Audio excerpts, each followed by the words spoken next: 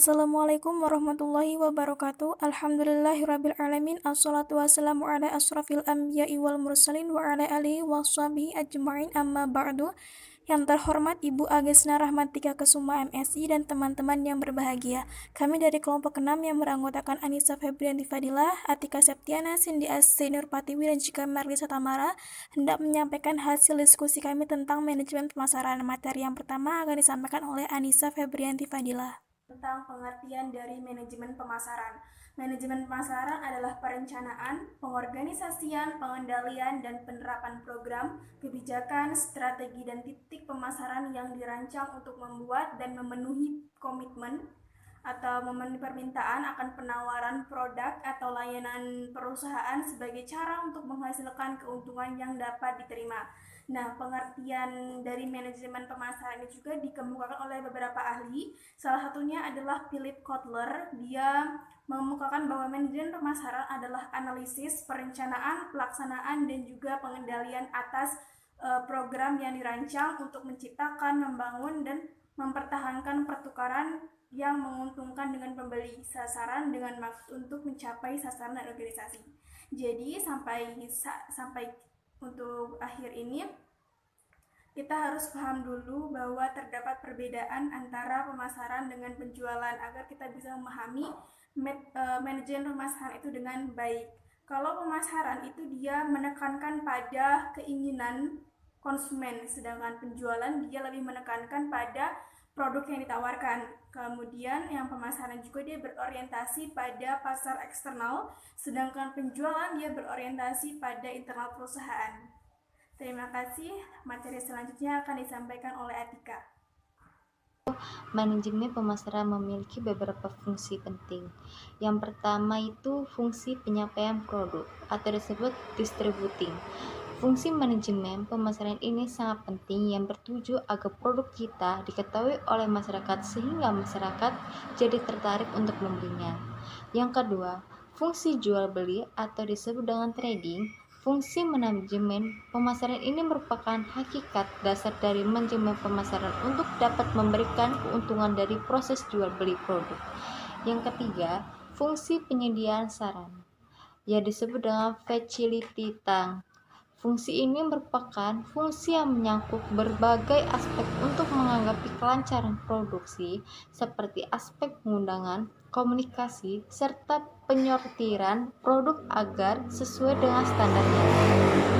Yang keempat, fungsi untuk melakukan riset atau disebut dengan research. Manajemen pemasaran juga harus melakukan riset kepada konsumen tentang barang apa yang sedang dibutuhkan oleh konsumen sehingga dalam proses pemasarannya nanti akan lakukan di pasaran. Yang kelima, fungsi pemrosesan, yaitu processing. Fungsi pemrosesan merupakan proses pengubahan suatu barang menjadi barang yang memiliki nilai tambah sehingga akan menambah nilai jual beli. Sekian, terima kasih. Saya Cika Merlisa Tamara ingin melanjutkan presentasi dari rekan saya yaitu Atika Septiana. Di sini saya akan melanjutkan presentasi mengenai 3 elemen penting dalam konsep manajemen pemasaran. Yang pertama ada orientasi pada konsumen. Orientasi pada konsumen yaitu menjadikan konsumen sebagai raja. Produsen memberikan penawaran yang terbaik mulai dari produk terbaik hingga cara pelayanan konsumen. Lalu yang kedua ada perencanaan kegiatan pemasaran, yaitu semua kegiatan pemasaran mulai dari strategi, implementasi, analisis, pengawas, dan kegiatan yang terkait dengan pemasaran harus disusun secara terperinci. Lalu yang terakhir yaitu kepuasan konsumen, yaitu kepuasan konsumen tidak hanya diukur dari kualitas produk saja, tetapi juga dari bagaimana strategi pemasaran yang dilakukan. Baik, sekian, terima kasih. Baiklah, saya di sini Cindy Nur Pratiwi akan melanjutkan presentasi dari rekan saya sebelumnya. Di sini saya akan membahas tentang tujuan manajemen pemasaran. Jadi tujuan manajemen pemasaran ini ada 4. Yang pertama, membangun permintaan. Yang dimaksud membangun permintaan di sini adalah penjualan hanya dapat terjadi jika ada permintaan dari konsumen. Untuk membangun permintaan, berbagai upaya pemasaran harus diperlukan untuk menghasilkan minat dan rasa ingin tahu konsumen tentang barang. Jadi tuh untuk konsumen tahu itu tuh kita tuh harus tahu apa yang diminati si konsumen tersebut. Untuk membangun permintaan itu tuh harus melakukan upaya pemasaran yang baik agar si konsumen tersebut tuh ada rasa ingin tahu sehingga dia ada rasa minat sampai dia mau membeli barang yang kita pasarkan tersebut. Kemudian yang kedua ada membangun kepuasan pelanggan. Tujuan ini membangun kepuasan pelanggan dengan memahami kebutuhan atau keinginan konsumen dan mengetahui bagaimana produk tersebut dapat memenuhi kebutuhan atau keinginan tersebut. Jadi tuh kita harus tahu dulu nih apa yang dibutuhin sama si konsumen. Jadi kalau misalkan konsumen membeli barang, kita harus menawarkan produk yang sesuai dengan kebutuhan yang dibutuhkan oleh si konsumen tersebut. Selanjutnya tentang mendapatkan keuntungan. Pasti setiap pemasaran pasti tujuannya untuk mendapatkan keuntungan.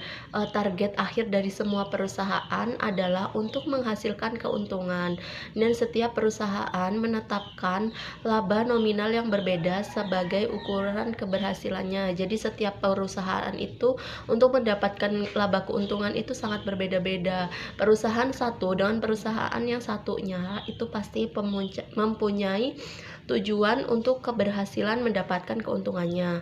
Terus mencapai nominal ini adalah salah satu tujuan manajemen pemasaran, bagaimana perusahaan dapat menjual dengan nilai margin optimal, dapat menghasilkan tingkat penjualan maksimum.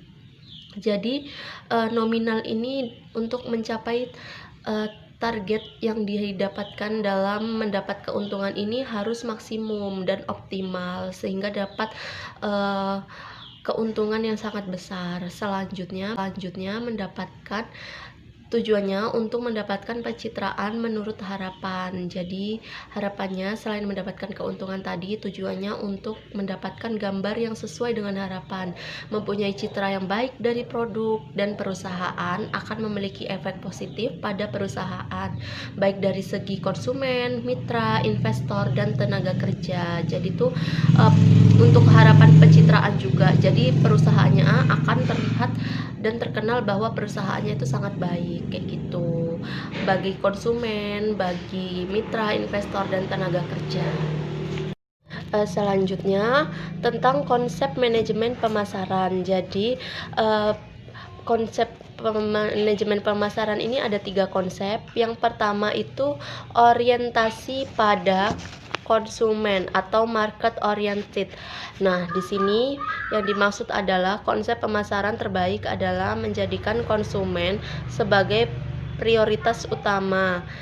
Itu sebabnya dalam strategi pemasaran selalu diprioritaskan konsumen dalam pemasaran. Konsumen biasanya dianggap raja dan produsen adalah pelayan yang menyediakan kebutuhan raja. Layanan produsen dilakukan dengan memberikan berbagai penawaran menarik, mulai dari produk terbaik hingga layanan pelanggan. Nah, jadi yang dimaksud diorientasi pada konsumen ini bahwa konsumen ini sangat penting, sangat diutamakan karena konsumen itu adalah sebagai raja dari produsen. Jadi tuh pembeli adalah raja kayak gitu. Selanjutnya yang kedua yaitu perencanaan kegiatan pemasaran, pengaturan dinamis sebagai bentuk kegiatan pemasaran secara keseluruhan. Semua kegiatan pemasaran mulai dari strategi, implementasi, analisis, pengawasan, dan kegiatan lain yang berkaitan dengan pemasaran harus diatur secara terperinci. Jadi dari semua perencanaan kegiatan itu dari pemasaran itu harus benar-benar dilaksanakan dengan baik kayak gitu.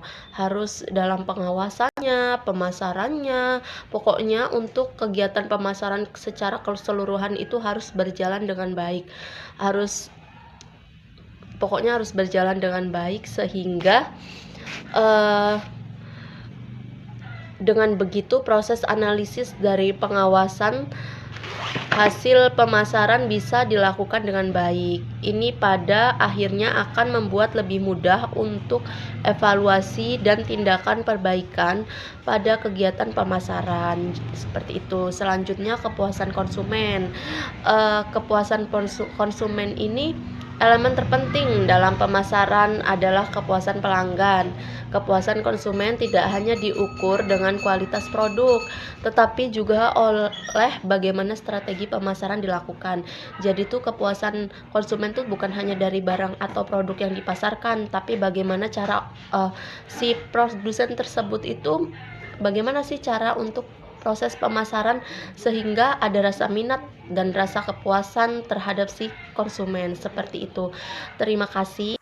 Alhamdulillahirrabbilalamin. Sekian presentasi dari kelompok 6. Apabila ada salah-salah kata ataupun kekurangan dalam presentasi ini, kami mohon maaf yang sebesar-besarnya dan kepada Allah kami mohon ampun.